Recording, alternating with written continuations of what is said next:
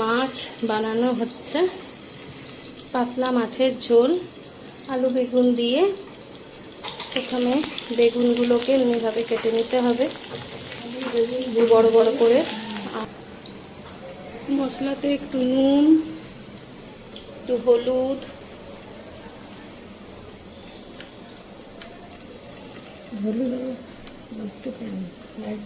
তোমার বানানো হলুদ, জিরে গুঁড়ো 2 চামচ, আর কিছু একটু লঙ্কার গুঁড়ো।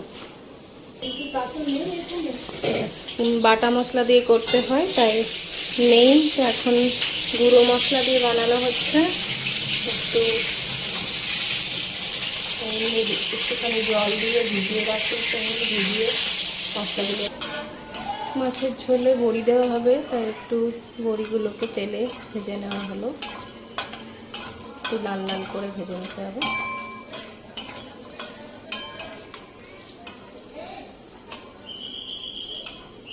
বেগুনটা ভাজা হয়ে গেল, এরপরে আলু দিয়ে দেওয়া হলো, ভেজে জল ঢেলে দেওয়া হলো।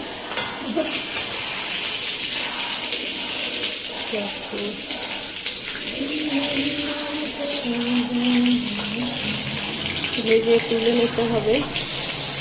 আলুগুলো খুব ততক্ষণে ভাজা, বেগুনগুলো বেশ লাল লাল করে ভাজা দেখে আলুগুলোকে এমনি লাল লাল করে একটু ভাজতে হবে। হলো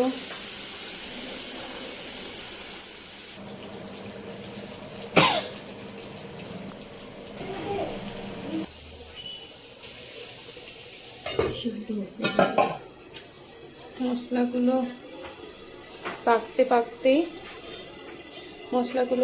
পাকতে বেগুন ভাজাটাও দিয়ে দেওয়া হলো, ঢাকা দিয়ে দিতে হবে।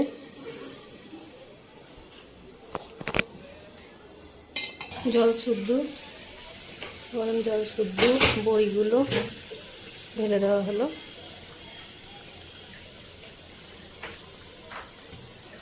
তারপর মাছের পিসগুলো আস্তে আস্তে করে দিয়ে দিতে হবে।